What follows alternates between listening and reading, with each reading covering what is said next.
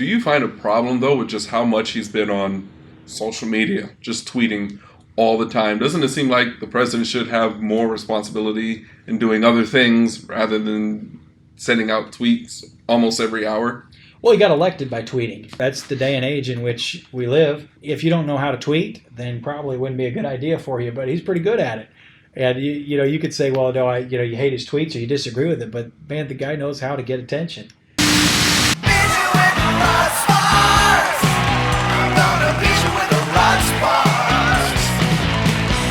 Hello, friends and lovers in YouTube land. Welcome to the channel. I'm Tony. If you believe the Bible and you're interested in politics, then this is a video for you. Subscribe. That was easy. Make sure you like, subscribe, comment down below. Let us know what you want us to do. Hello, my name is Taj Grant, and I'm here alongside with Pastor Ryan Price in a segment that we like to call Pastor's Perspective. Name recognition is worth a whole lot, whether it's good or bad. And Trump is a branding guy. He understands branding, and he knows that if his name is trending, everybody knows who he is. It's really interesting just having foreign visitors. They all have opinions about Donald Trump. How many of us know who the presidents of a lot of small countries are, and yet they all know Donald Trump? So he's very successful at tweeting. Anyone that understands branding, as Donald Trump does, understands that any attention is good attention.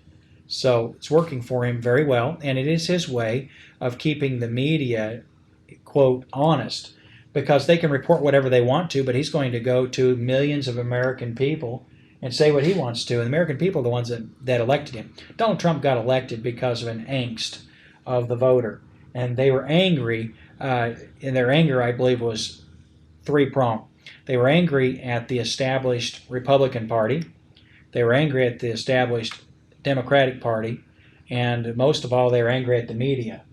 And so I've used the analogy before, and I think it's probably the best one. It's sort of like the girl who has bad parents, and to teach them a lesson, she goes out and dates a bad guy, and that is sort of the way the American people were. It's like, well, we don't like the Republican Party, we don't like the Democratic Party, we don't like the media, and this guy embodies what you guys hate, and so he's our guy.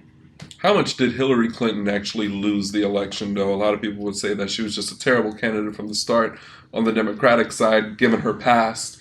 Do you think that had anything to do with the election results, or would it just be a branding thing, as you said, for Donald Trump?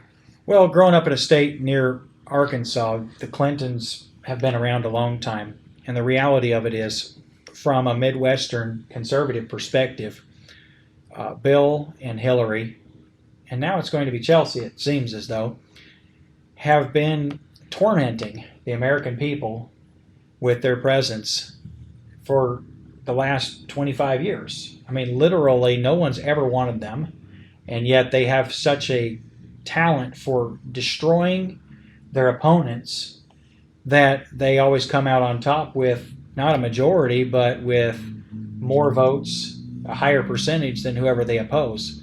And Hillary has only met her match, or the Clintons really have only met their match twice. One was Barack Obama, and the second match was Donald Trump, because exactly as the Clintons have no shame, Donald Trump has no shame. And so here is a lady that takes on a man in debate that says, you're terrible, and he can come right back at her and say, but so are you. And both of them can cite facts about why the other person is terrible or associated with corruption or whatever. But the reality is, when you have two people with no shame, the response is so.